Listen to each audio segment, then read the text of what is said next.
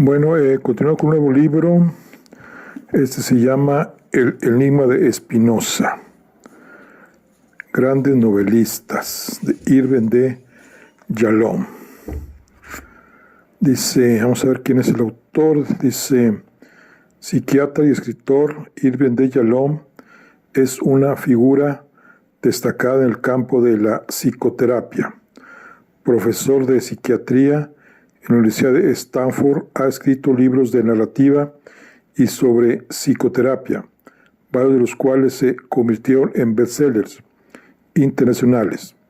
Destacan El día que Nietzsche lloró, 1995, Desde el diván, 1977, Verdugo del amor, 1988, Terapia a dos voces en colaboración con Ginny Elkin, 2000, El don de la terapia, 2002, Un año con Schopenhauer, 2003, Mirar al sol, 2008, y Llamo a la policía, 2008, todos ellos publicados por MC.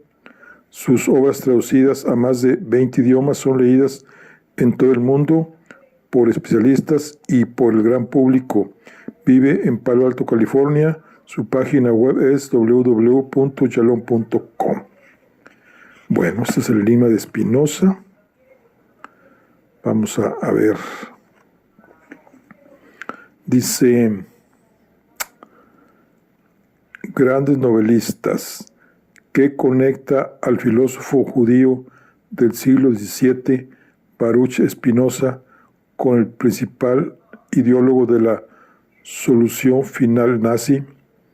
A los 16 años, Alfredo Rosenberg recibe un castigo escolar por sus comentarios antisemitas, memorizar pasajes de Spinoza tomados de la autobiografía de Goethe.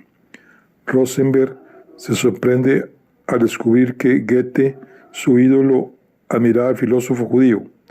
Mucho después de su graduación, sigue obsesionado con este enigma, porque el gran poeta alemán pudo haberse sentido inspirado por un miembro de la raza que él desprecia hasta el punto de querer destruirla. A causa de sus opiniones religiosas poco ortodoxas, Spinoza fue expulsado de la comunidad judía de Ámsterdam en 1656 a los 24 años y se esfumó del único mundo que conocía. Aunque su existencia fue breve y austera, produjo una obra que cambió el curso de la historia. Con el tiempo, Rosenberg se transformó en un servidor leal de Hitler y el principal autor de la política racista del Tercer Reich. Sin embargo, no conseguía olvidar a Spinoza. En esta nueva novela, que rivaliza en excelencia con sus bestsellers El día que Nietzsche lloró y Un año con Schopenhauer, Irving Yalom conecta las vidas del filósofo y del asesino de masas. Mediante sus dotes excepcionales como narrador, logra introducir al lector en la mente de dos hombres separados por los siglos y por una visión opuesta del mundo. El enigma Spinoza es una obra maestra de la ficción, fascinante, ambiciosa y provocadora como pocas. Bueno, vamos a ver. El enigma Spinoza, traducción de Julio Sierra para Marilyn. Bueno, vamos a leer el prólogo.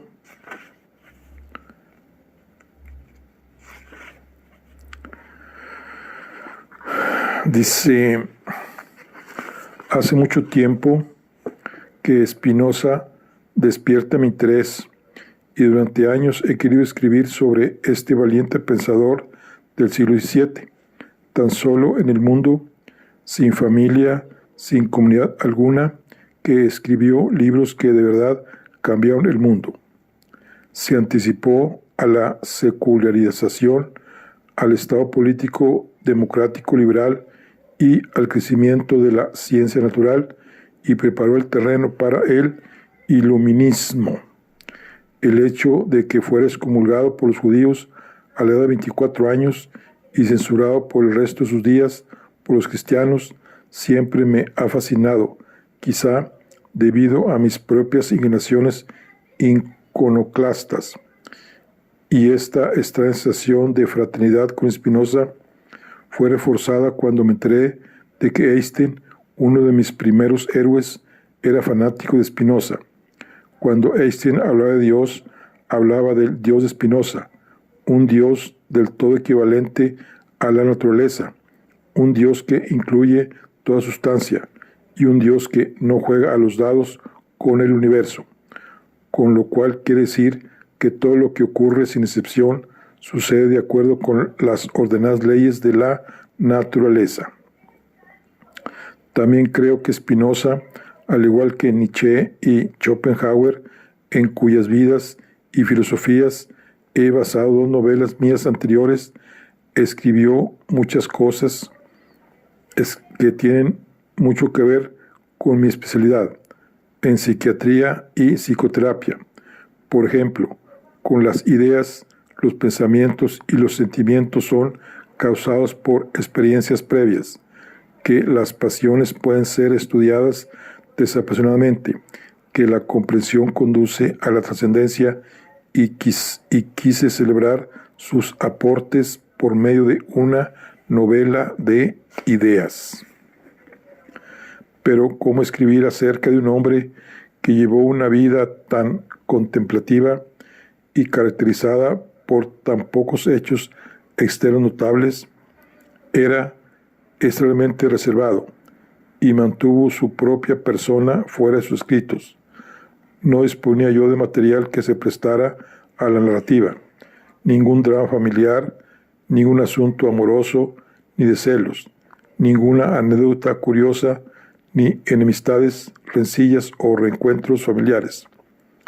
Mantuvo una copiosa correspondencia epistolar, pero después de su muerte, sus colegas siguieron sus instrucciones y retiraron casi todos los comentarios personales de sus cartas. En efecto, ningún drama externo en su vida. La mayoría de los estudiosos consideran a Spinoza como un ser plácido y apacible, y muchos comparan su vida con la de los santos cristianos y algunos incluso con la de Jesús. Por eso resolví escribir una novela sobre su vida interior. Era en ese ámbito donde mi pericia personal podía contribuir a contar la historia de Spinoza. Después de todo, él era un ser humano y por lo tanto debe de haber luchado contra los mismos conflictos humanos básicos que me han afectado a mí y a los muchos pacientes con los que he trabajado durante décadas. Debió haber experimentado una fuerte reacción emocional cuando a los 24 años fue excomulgado por la comunidad judía de Ámsterdam, un edicto irreversible que ordenaba a todos los judíos, incluida su propia familia, a rechazarlo para siempre. Ningún judío volvería a hablar jamás con él, ni a tener relación alguna con él, ni a leer sus escritos, ni estar a menos de 5 metros de su presencia física. Además, por supuesto, nadie vive sin una cierta vida interior de fantasías, sueños, pasiones y un gran anhelo de amor. Aproximadamente la cuarta parte de la obra más importante de Spinoza, la Ética, está dedicada a superar la esclavitud de las pasiones. Como psiquiatra, yo estaba convencido de que no podía haber escrito esa sección a menos de que hubiera experimentado una lucha deliberada contra sus propias pasiones. Sin embargo, pasaron los años sin poder decidirme, ya que no podía encontrar la historia necesaria para una novela, hasta que una visita a Holanda hace 5 años lo cambió todo. Había ido a dictar una conferencia y solicité, y me fue concedido como parte de mi compensación, un día dedicado a Spinoza. El secretario de la Asociación Spinoza de Holanda, un importante filósofo especialista en Spinoza, aceptó pasear un día conmigo visitado todos los sitios importantes relacionados con Spinoza, los lugares donde vivió, el lugar de su entierro y la atracción principal, el Museo Spinoza en Regensburg. Fue ahí donde tuve una revelación. Entré en el Museo Spinoza en Regensburg, a unos 45 minutos en automóvil desde Ámsterdam, con gran expectativa, a la espera de quizá un encuentro con el espíritu de Spinoza, quizá con un relato, pero al entrar en el museo quedé inmediatamente desilusionado. Dudaba de que este museo pequeño y modesto pudiera acercarme a Spinoza. Los únicos objetos remotamente personales eran los 151 volúmenes de la propia biblioteca de Spinoza, y me dirigí a ellos de inmediato. Mis anfitriones me permitieron libre acceso y tomé un libro del siglo XVII, tras otro, oliendo y sujetándolo, emocionado por el hecho de estar palpando objetos que habían sido tocados alguna vez por la mano de Spinoza. Pero mis ensoñaciones fueron de pronto interrumpidas por mi anfitrión. Por supuesto, Dr. Jalón.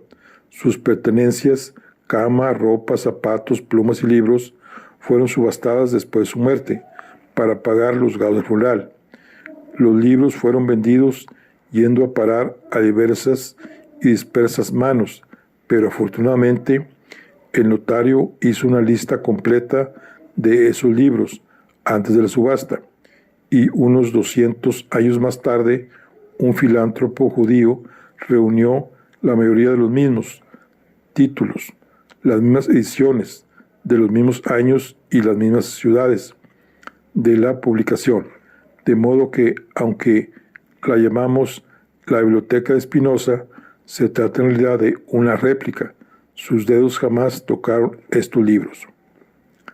Me aparté de la biblioteca y detuve mi mirada en el retrato de Spinoza, colgado en una pared, y pronto sentí que me convertía en esos ojos enormes, tristes, ovalados y de párpados pesados, casi como en una experiencia mística, cosa rara en mí.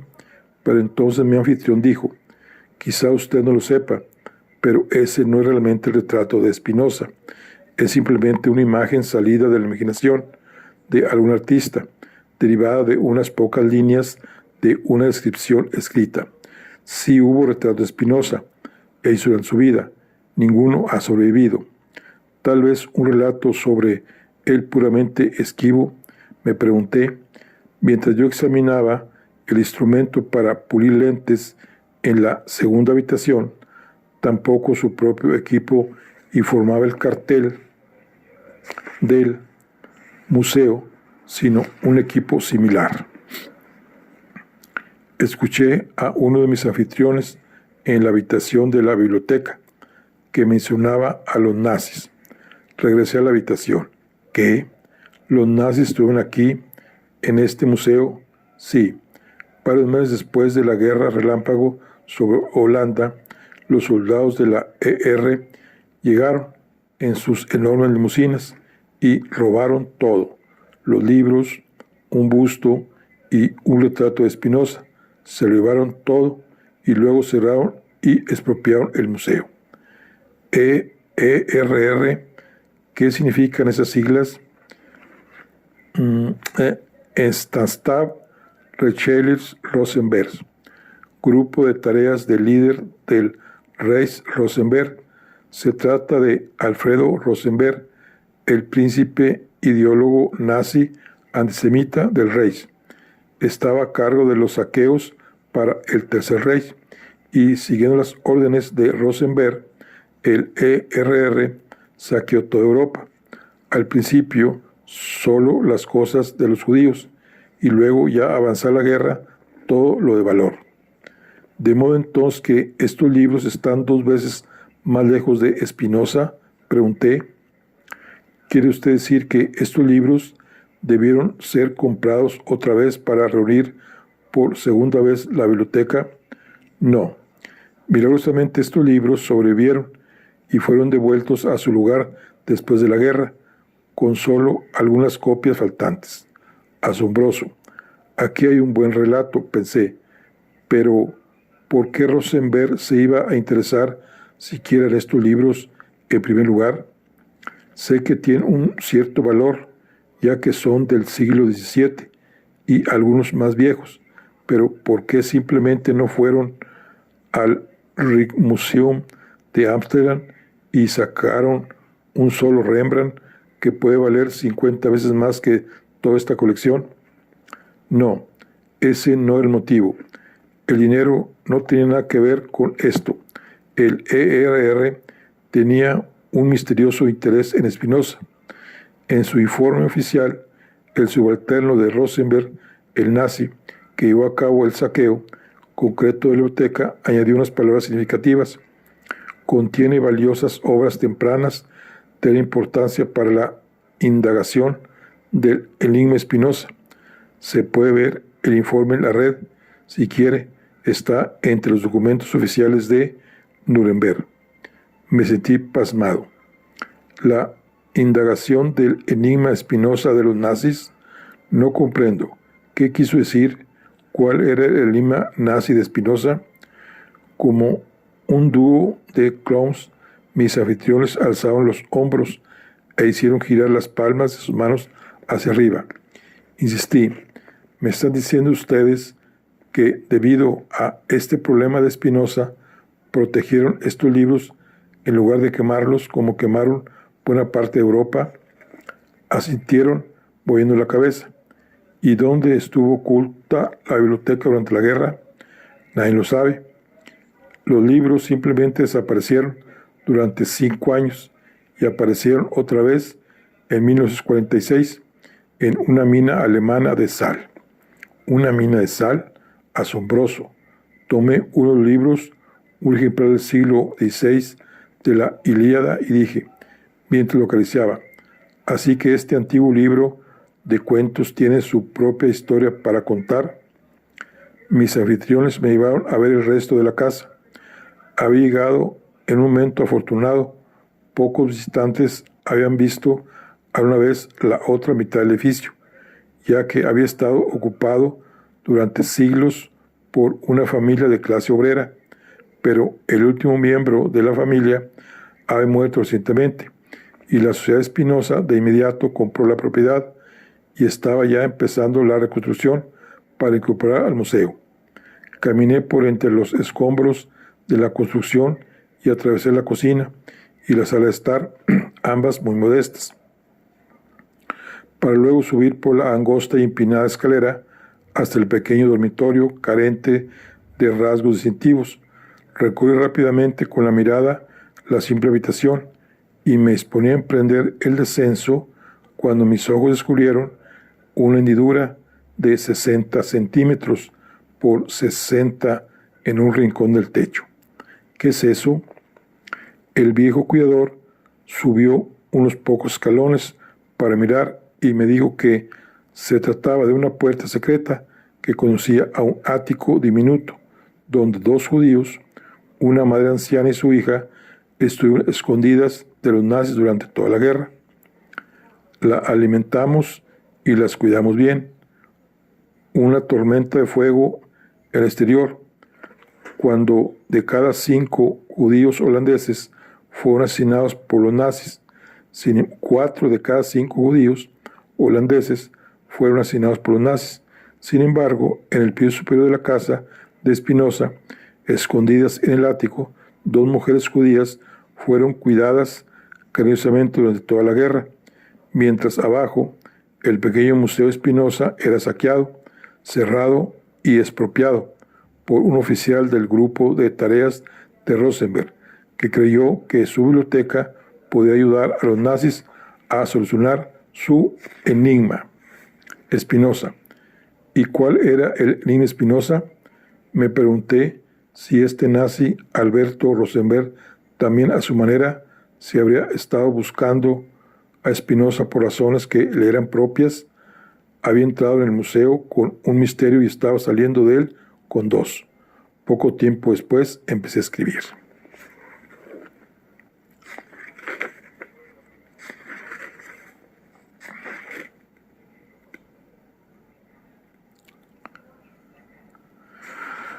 Bueno, vamos a ver. Capítulo 1. Ámsterdam, abril de 1656. Mientras los últimos rayos de la luz rebotaban en el agua del canal Zwanenburg-Wye, Ámsterdam pone fin a sus actividades. Los tintoreros recogen sus telas de colores magneta y carmesí que están secándose sobre las rivieras de piedra del canal. Los comerciantes enrollan sus toldos y cierran sus puestos en mercado al aire libre. Algunos trabajadores que regresan a sus hogares con pasos cansinos se detienen a comer un bocado acompañado con ginebra holandesa en los puestos de arenques sobre el canal para luego seguir su camino. Ámsterdam se mueve lentamente. La ciudad está de duelo, todavía recuperándose de la plaga que apenas unos meses antes había matado a una persona de cada 9. A unos metros del canal, el número 4 de la Verestraat, el insolvente y ligeramente ebrio Rembrandt van Rijn aplica la última pincelada a su cuadro. Jacobo bendice a los hijos de José, firma con su nombre en el rincón inferior derecho, arroja la paleta al suelo y se dirige a la estrecha escalera de caracol para bajar. La casa, destinada a convertirse 3 siglos después en museo y monumento, es aquel día testigo de su vergüenza. Está llena de interesados por pujar en la próxima subasta de todas las pertenencias del artista. Aparta con brusquedad a los curiosos en la escalera y se dirige a la puerta principal, sale e inhala el aire salado para luego orientar sus pasos hacia la taberna de la esquina. En Delft, 70 kilómetros al sur, otro artista comienza su ascenso. Johannes Vermeer, de 25 años, echa una última mirada a su nueva pintura, La Alcahueta. La recorre con la mirada de derecho a izquierda. Primero, la prostituta vestida con una chaqueta gloriosamente amarilla. Bien, bien. El amarillo lanza destellos como la deslumbrante luz del sol. Luego, el grupo de hombres que la rodean. Excelente. Cualquiera de ellos podría con toda tranquilidad dar un paso para salir del lienzo y empezar una conversación. Se inclina, acercándose para percibir la mínima y penetrante mirada del lascivo joven con exagerado sombrero.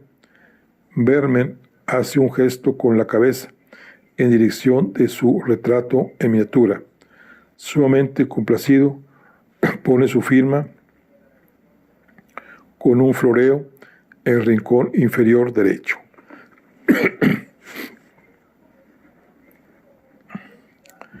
Mientras tanto, en Ámsterdam, en el mismo 57 de la Freestraat, a solo 2 cuadras de los preparativos para la subasta, en casa de Rembrandt, un comerciante de 23 años, nacido apenas unos días antes que Vermeer, a quien iba a admirar pero nunca iba a conocer, se prepara para cerrar su tienda de importación y exportación. Su aspecto es demasiado delicado y hermoso para ser un comerciante. Sus rasgos son perfectos, su piel olivácea impecable, sus ojos oscuros, grandes y conmovedores. Echa una última mirada a su alrededor. Muchos estantes están tan vacíos como sus bolsillos. Los piratas interceptaron su último cargamento desde Bahía y no hay café, ni azúcar, ni cacao. Durante toda una generación, la familia Espinosa manejó un próspero negocio mayorista de importación y exportación, pero en ese momento los hermanos Espinosa, Gabriel y Bento, estaban reducidos a administrar una pequeña tienda de venta al por menor.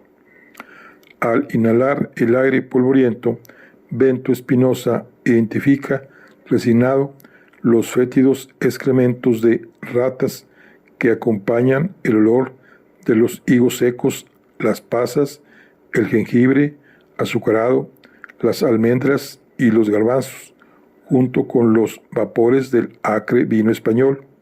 Sale y comienza su lucha cotidiana con el candado oxidado en la puerta de la tienda. Una voz poco familiar que habla en portugués afecta, lo sobresalta.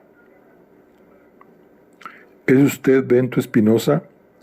Espinosa se da vuelta para encontrar cara a cara con dos desconocidos, hombres jóvenes, cansados, que parecían haber viajado desde lejos. Uno es alto, con una cabeza grande y fornida que cae hacia adelante como si fuera demasiado pesada para mantenerse erguida. Sus ropas son de buena calidad, pero sucias y arrugadas. El otro, vestido con ropas harapientas, de campesino, está detrás de su compañero. Tiene pelo largo, enmarallado, ojos oscuros, barbilla fuerte y nariz contundente. Se mantiene rígido, solo sus ojos se mueven, moviéndose como renacuajos asustados. Espinosa responde con una cautelosa inclinación de cabeza. Soy Jacobo Mendoza, dice el más alto de los dos. Tenemos que verlo, hablar con usted. Este es mi primo, Franco Benítez, a quien acabo de traer de Portugal. Mi primo, Jacobo, toma a Franco por el hombro, está en crisis. Sí, contesta Espinosa, y es una crisis grave. Aja, ¿y por qué me buscan a mí? Nos han dicho que usted puede ayudarnos, tal vez el único que pueda ayudarlos. ¿Ayudarlos? Franco ha perdido su fe, duda de todos los rituales religiosos. Ok, de la oración, incluso de la presencia de Dios, está asustado todo el tiempo, no duerme y habla de matarse. ¿Y quién los ha engañado enviándolos aquí? Soy solo un comerciante que maneja un pequeño negocio y no demasiado lucrativo, como usted puede ver. Espinosa señala con el dedo por la polvorienta ventana a través de la cual se puede ver los estantes medio vacíos. El rabino Mortera es nuestro líder espiritual, deben acudir a él. Llegamos ayer y esta mañana salimos a hacer eso exactamente, pero nuestro dueño de casa, un primo distante, nos aconsejó que no lo hiciéramos. Franco necesita a alguien que lo ayude, no un juez. Dijo, nos explicó que el rabino Mortera era severo con los escépticos, que cree que todos los judíos de Portugal que se convirtieron al cristianismo enfrentan la condena eterna, incluso si fueron forzados a escoger entre la conversión y la muerte. El rabino Mortera dijo, solo hará que Franco se sienta peor. Vayan a verlo a Bento Espinosa. Es un sabio en esos asuntos. ¿De qué me hablan? Solo soy un comerciante. Él asegura que si usted no se hubiera visto obligado a ocuparse de los negocios debido a la muerte de su hermano mayor y a la de su padre, usted habría sido el siguiente gran rabino de Ámsterdam. Debo irme. Tengo una reunión en la que no puedo faltar. ¿Va usted al servicio del Sabbat en la sinagoga? Sí, nosotros también. Llevo a Franco porque debe regresar a su fe. ¿Podemos caminar con usted? No, voy a otra clase de reunión. ¿De qué otra clase? Quiere saber Jacob, pero de inmediato se retracta. Lo siento, no es asunto mío. ¿Podemos encontrarnos mañana? ¿Estaría usted dispuesto a ayudarnos en el Sabbat? Está permitido, ya que se trata de una mitivach. Es una buena acción. Lo necesitamos. Mi primo está en peligro. Es extraño. Espinosa sacó de la cabeza. Jamás me han pedido una cosa así. Lo siento, pero ustedes están equivocados. No puedo ofrecerles nada. Franco, que había permanecido con su mirada fija en el suelo, Mientras Jacob hablaba, en ese momento levantó los ojos y pronunció sus primeras palabras. Lo que pido es muy poco, solo algunas palabras. Con usted, se niega a hacerlos con otro judío. Es su deber ante un viajero. Tuve que huir de Portugal, tal como hicieron su padre y su familia, para librarse de la Inquisición. Pero ¿qué puedo yo? Mi padre fue quemado en la hoguera hace apenas un año. ¿Cuál fue su crimen? Encontraron unas páginas de la Torá enterradas en el terreno detrás de nuestra casa. El hermano de mi padre, el padre de Jacob, fue asesinado poco después. Tengo una pregunta. Piense en este mundo en el que un hijo huele el olor de la carne quemada de su padre. ¿Dónde está el Dios que creó esta clase de mundo? ¿Por qué permite él tales cosas? ¿Usted me culpa por preguntar eso? Franco miró profundamente a los ojos de Spinoza por unos momentos y luego continuó. Seguramente un hombre llamado Bendito, Bento en portugués y Baruch en hebreo, no habrá de negarse a hablar. Conmigo, ¿no? Spinoza asiente solemnemente con la cabeza. Hablaré con usted, Franco. Mañana al mediodía, en la sinagoga, inquirió Franco. No, aquí. Nos encontraremos aquí en la tienda. Estará abierta. ¿La tienda? ¿Abierta? Intervino Jacob. Pero, ¿y el sábado? Mi hermano menor Gabriel representa a la familia Spinoza en la sinagoga.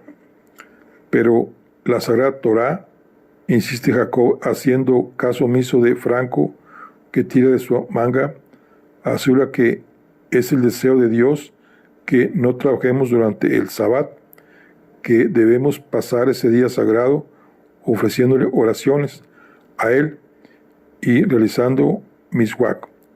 Spinoza se vuelve y habla con suavidad como un maestro a un joven estudiante. Dime, Jacobo, ¿tú crees que Dios es todopoderoso? Jacobo asiente con la cabeza. Que Dios es perfecto, completo en sí mismo. Otra vez Jacobo muestra estar de acuerdo. Entonces seguramente estarás de acuerdo en que, por definición, un ser perfecto y completo no tiene ninguna necesidad, ninguna insuficiencia, ninguna carencia, ningún deseo, ¿no es cierto? Jacobo piensa, vacila y luego asiente con la cabeza cautelosamente. Spinoza advierte el comienzo de una sonrisa en los labios de Franco. Entonces continuó Spinoza. Sostengo que Dios no tiene ningún deseo acerca de cómo lo glorificamos y ni siquiera si tenemos que hacerlo. Permíteme entonces, Jacobo, amar a Dios a mi manera. Los ojos de Franco se abren muy grandes. Se vuelve hacia Jacobo como diciéndole, ¿lo ves? ¿Lo ves? Este es el hombre que busco.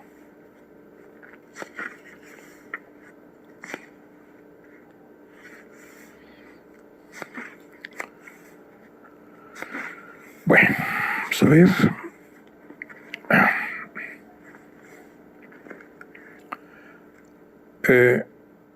Capítulo 3. Ámsterdam, 1656. La Jodelbrestraat, al anochecer del sábado, estaba llena de judíos. Todos llevaban un libro de oraciones y una bolsita de terciopelo con el chal de oraciones. Todos los judíos sefardistas de Ámsterdam se dirigían hacia la sinagoga, salvo uno. Después de cerrar la tienda, Bento se detuvo en el umbral, echó una larga mirada al torrente de hermanos judíos, aspiró profundamente y se metió entre la multitud yendo en dirección contraria. Evitó las miradas de los demás, mientras susurraba para sí expresiones de consuelo para disminuir su propio nerviosismo. Nadie lo nota, a nadie le interesa, lo que importa es una buena conciencia, no una mala reputación. He hecho esto muchas veces, pero su corazón palpitante era insensible a las débiles armas de la racionalidad, Luego trató de ignorar el mundo exterior para hundirse dentro de sí, para distraerse maravillosamente ante el curioso duelo entre la razón y la emoción, un duelo en el que la razón era siempre vencida. Cuando la multitud se redujo, caminó con más serenidad y giró a la izquierda por la calle que bordea el canal con Gisgrachat hacia el hogar y aula de Franciscus van den Enden, maestro extraordinario de latín y clásicos. Aunque el encuentro con Jacobo y Franco había sido notable, una reunión todavía más memorable había tenido lugar en la tienda de exportación de Spinoza varios meses antes, cuando Francisco van den Enden entró por primera vez en el negocio. Mientras caminaba, Bento se entretuvo recordando otra vez ese encuentro. Los detalles habían quedado en su mente con perfecta claridad. Es casi el anochecer, en la víspera del Sabbat, y un hombre de mediana edad, corpulento, vestido formalmente y de aspecto cortesano, entra en su tienda de productos importados para inspeccionar la mercancía. Bento está demasiado absorto escribiendo algo en su diario como para advertir la llegada de su cliente. Finalmente, van den Enden tose educadamente para indicar su presencia y luego comenta con cierta energía, pero sin ser descortés: «Joven, ¿no estará usted demasiado ocupado como para no atender a un cliente, no?» Bento deja caer la pluma a mitad de sus palabras y se pone de pie de un salto. ¿Demasiado ocupado? Difícilmente, señor. Usted es el primer cliente en todo el día. Por favor, disculpe mi falta de atención. ¿En qué puedo ayudarle?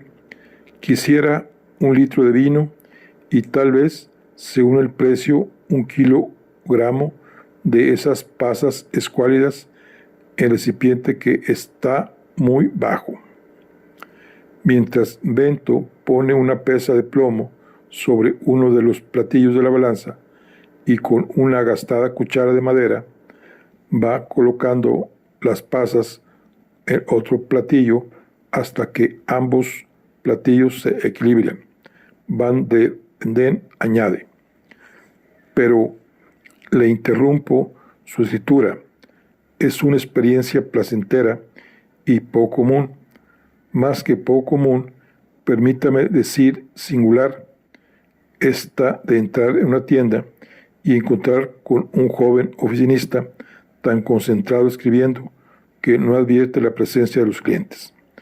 Dado que soy maestro, por general tengo la experiencia totalmente opuesta. Encuentro a mis estudiantes sin escribir ni pensar cuando deberían estar haciéndolo. Los negocios no andan bien», replicó Bento, «de modo que estoy sentado hora tras hora sin nada que hacer, aparte de pensar y escribir». El cliente señala el diario de Spinoza, todavía abierto en la página donde había estado escribiendo. «Déjeme arriesgar una conjetura sobre lo que escribe. Dado que los negocios no van bien, sin duda usted se preocupa por el destino de su inventario. Usted detalla costos e ingresos en su diario, hace un presupuesto y una lista de soluciones posibles, ¿correcto?» Bento, con el rostro sonrojado, da vuelta su diario y lo pone boca abajo. No me puedo esconder nada, jovencito. Soy un excelente espía y guardo confidencias. Y yo también sostengo ideas prohibidas. Además, mi profesión es la de maestro de retórica y estoy muy seguro de poder mejorar su escritura. Spinoza sostiene su diario para que el otro lo vea y pregunta, con un esbozo de sonrisa: ¿Es usted bueno en portugués, señor? ¿Portugués? Ahí me atrapó, jovencito. Mi holandés es bueno, y también mi francés, al igual que el inglés y el alemán. También lo son el latín y el griego, y hasta algo español, así como algunas nociones de hebreo y de arameo, pero nada de portugués. Usted habla un holandés excelente. ¿Por qué no escribir en holandés? Seguramente usted es nativo de este lugar, ¿no? Sí, mi padre emigró de Portugal cuando era niño. Aunque uso el holandés en mis asuntos comerciales, no lo domino del todo por escrito. A veces también escribo en español y me he sumergido en estudios de hebreo. Siempre he querido leer las escrituras en su lengua original. Desgraciadamente, los jesuitas solo me enseñaron un poco de hebreo, pero usted todavía no me ha respondido sobre lo que escribe. Su conclusión de que escribo sobre presupuestos y cómo mejorar las ventas se basa, supongo, en mi comentario sobre el poco movimiento en el negocio. Una deducción razonable, pero en este caso especial, del todo incorrecta. Mi mente rara vez se detiene en los negocios y nunca escribo sobre ellos. Me doy por corregido, pero antes de seguir adelante con el tema de sus escritos, por favor, permítame una pequeña digresión, un comentario pedagógico, un hábito difícil de erradicar. Su uso de la palabra deducción es incorrecta. El proceso de partir de observaciones particulares para formar una conclusión racional, en otras palabras, ascender hasta una teoría a partir de observar individuales, se llama inducción, mientras que la deducción empieza con una teoría a priori y razona para descender hasta una serie de conclusiones. Al ver que Spinoza, pensativo, quizás agradecido, asiente con la cabeza, Van den Enden continúa. Y si no es sobre negocios, jovencito, entonces, ¿sobre qué escribe usted?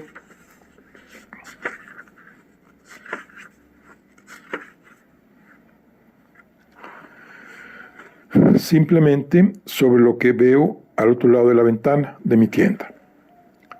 Van der Enden se vuelve para seguir la mirada de Bento hacia la calle.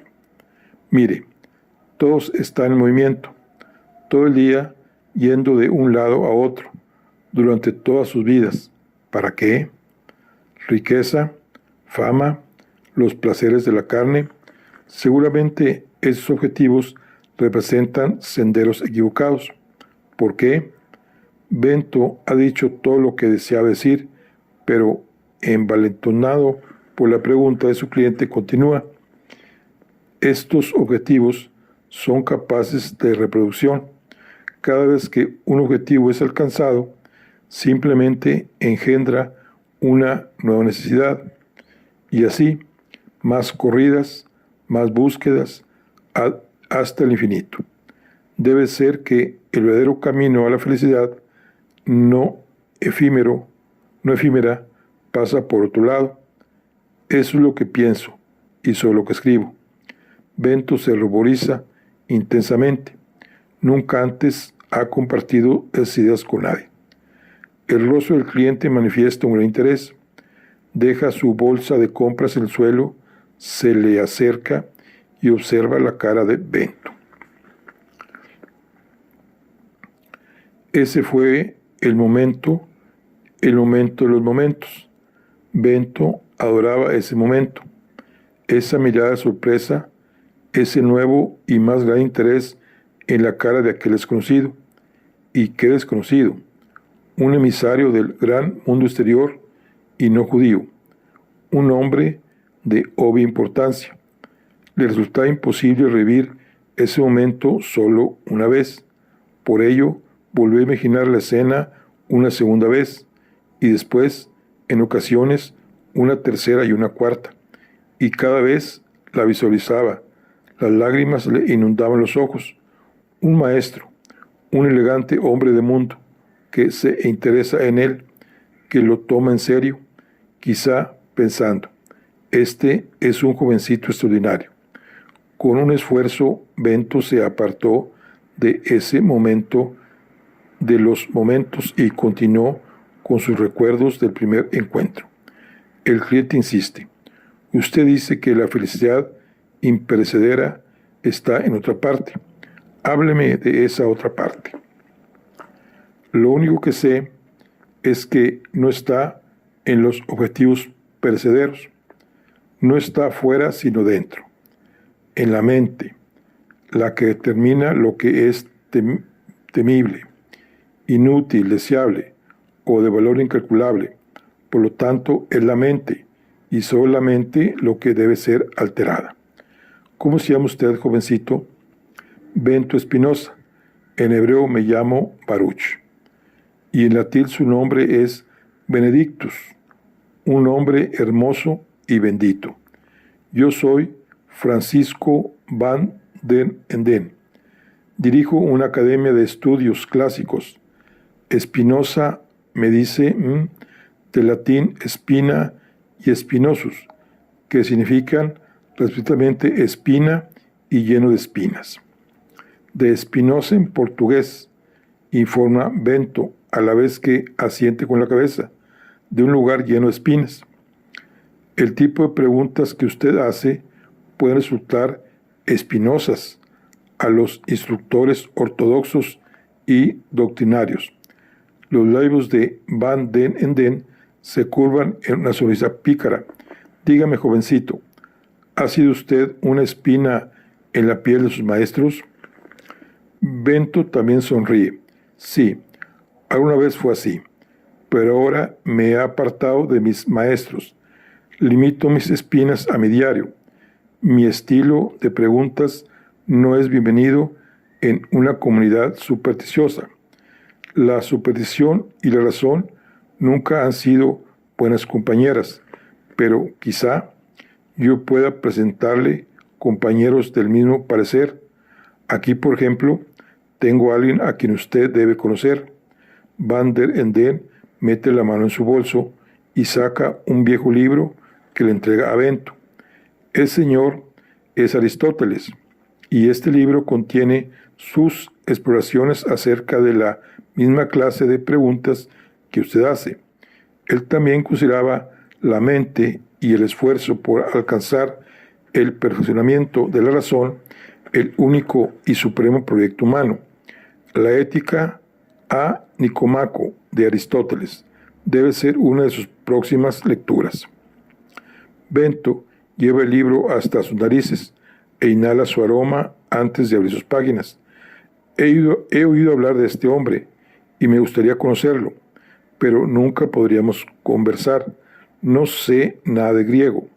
Entonces, el griego debe ser parte de su educación también, después de dominar el latín, por supuesto. Qué pena que sus sabios rabinos saben tan poco de los clásicos. Tan angosto es su horizonte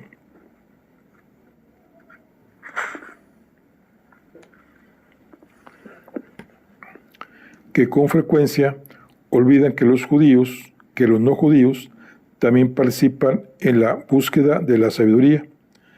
Bento contesta al instante, volviendo a ser judío cada vez que los judíos son atacados. Eso no es verdad.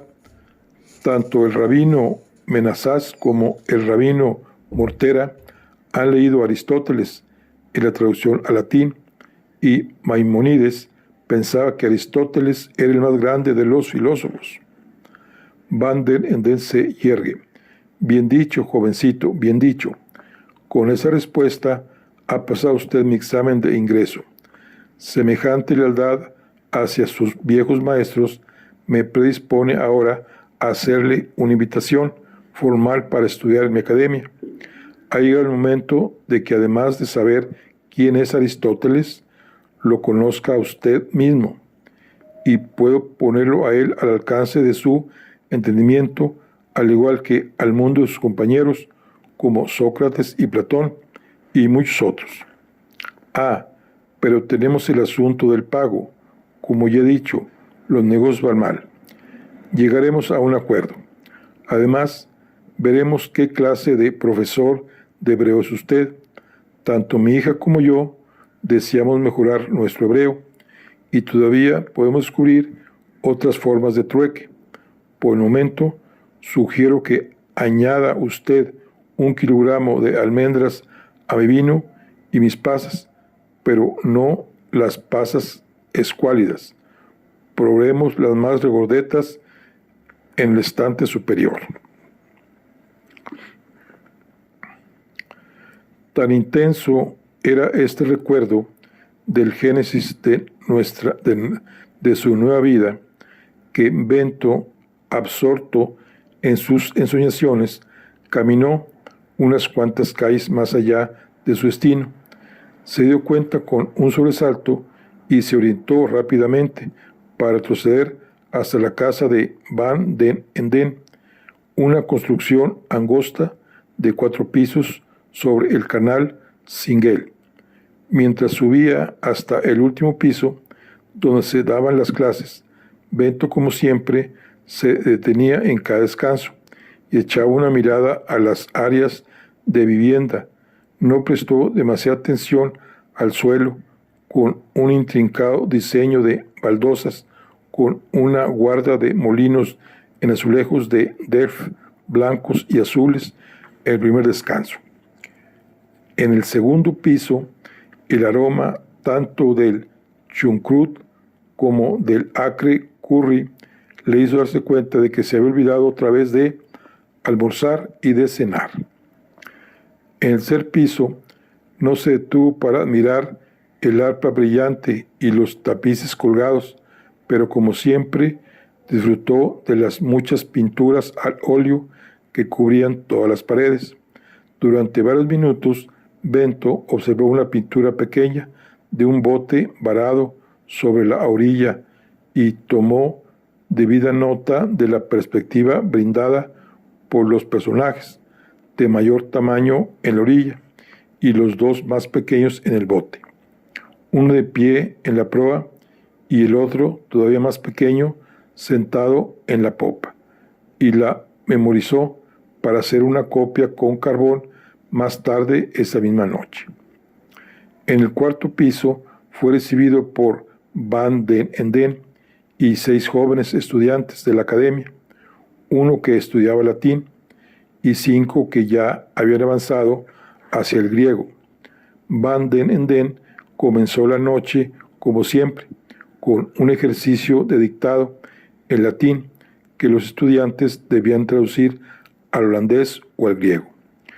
Con la esperanza de inyectar pasión en el dominio de las nuevas lenguas, Van den Enden enseñaba a partir de textos que pudieran interesar y divertir. Ovidio había sido el texto elegido durante las 3 últimas semanas, y esa noche Van den Enden leyó una parte de la historia de Narciso. A diferencia de los otros estudiantes, Spinoza da mínimas muestras de interés por los relatos mágicos de fantásticas metamorfosis. Pronto se hizo evidente que no necesitaba ninguna diversión. En cambio, tenía pasión por aprender y una aptitud impresionante para las lenguas.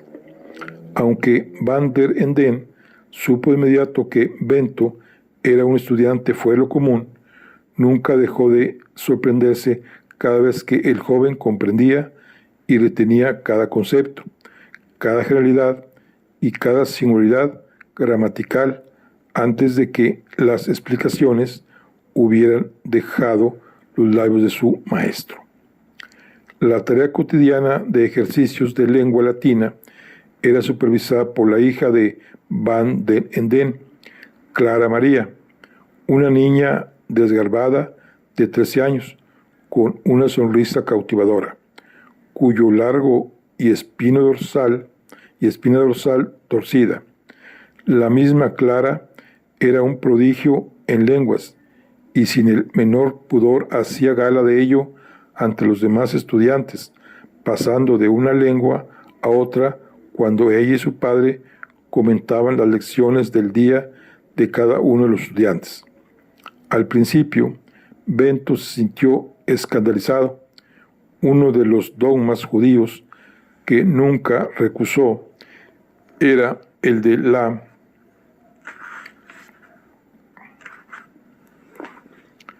inferioridad de las mujeres. derechos inferiores e inferiores intelectos, aunque Clara María lo dejaba anonadado. Llegó a considerarla una rareza, un monstruo, una excepción a la regla de que las mentes de las mujeres no eran iguales a las de los hombres. Una vez que Van den Enden dejó la habitación con los 5 estudiantes que estudiaban griego, Clara María comenzó con una seriedad casi cómica en una niña de 13 años a ejercitar a Bento y a un estudiante alemán, Dirk Kekris, con el vocabulario y las tareas con declinaciones realizadas en casa. Dirk estaba estudiando latín como requisito obligatorio para ingresar a la Facultad de Medicina de Hamburgo.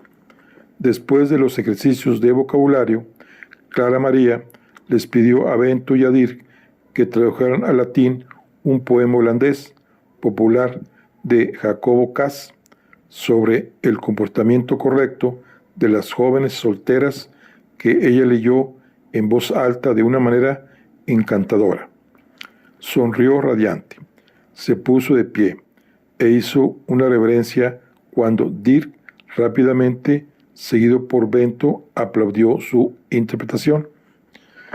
La última parte de la noche era siempre la mejor para Bento. Todos los estudiantes se reunían en el aula más grande, la única con ventanas, para escuchar la disertación de Van den Enden sobre el mundo antiguo.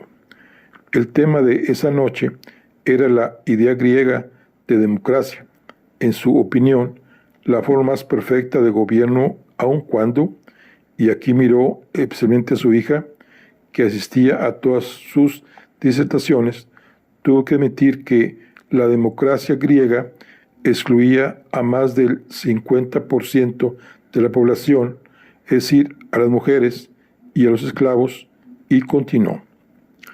Consideremos la situación paradójica de las mujeres en el drama griego. Por una parte, a las mujeres griegas se les prohibía asistir a las funciones y más adelante, en épocas posteriores, más cultivadas, se permitió en presencia en los anfiteatros, pero solo podían sentarse en las peores ubicaciones para ver el escenario. Y por otro lado, tenemos a las mujeres heroicas de los dramas, mujeres de acero, que eran las protagonistas de las tragedias más grandes de Sófocles y Eurípides. Permítanme describir brevemente 3 de las más formidables personajes de toda la literatura: Antígona, Fedra y Medea.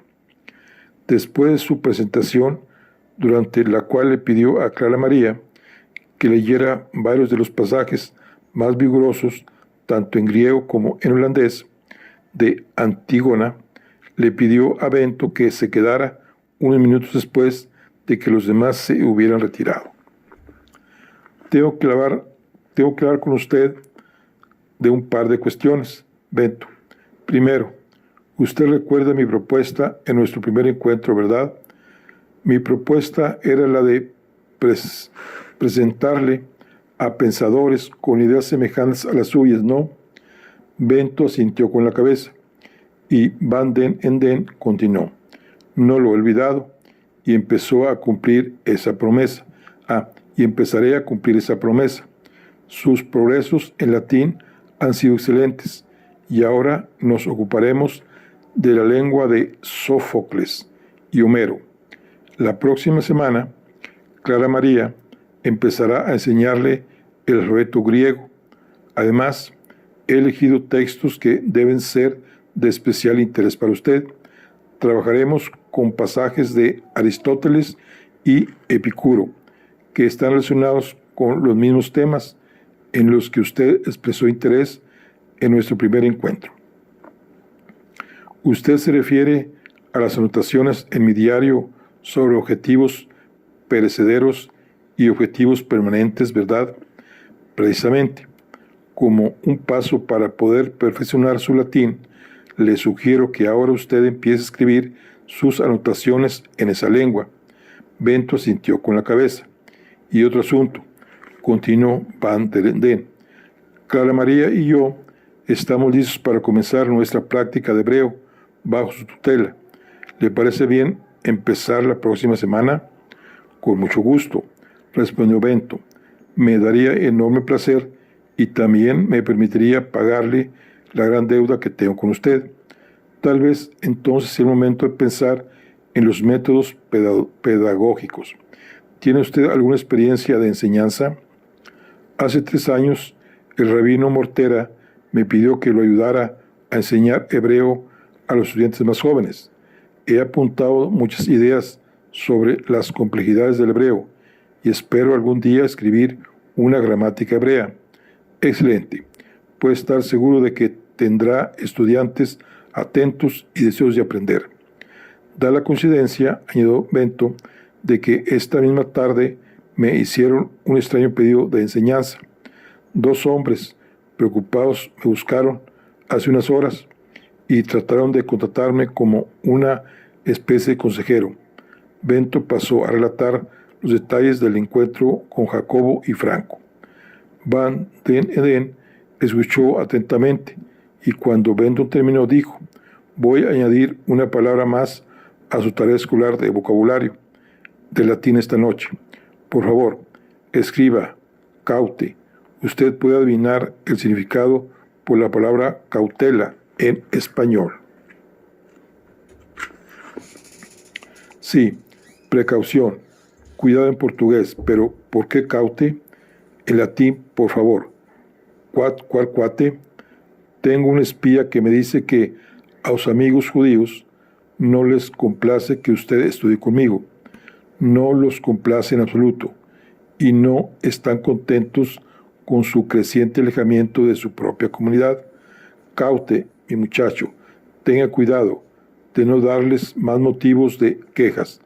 No confíe en ningún desconocido en lo que se refiere a sus ideas y dudas más profundas. La próxima semana veremos si Epicuro puede ofrecerle a usted algún consejo útil. Muy bien. Bueno, aquí va Aquí concluimos la charla de hoy. Nos vemos en la siguiente. Hasta luego.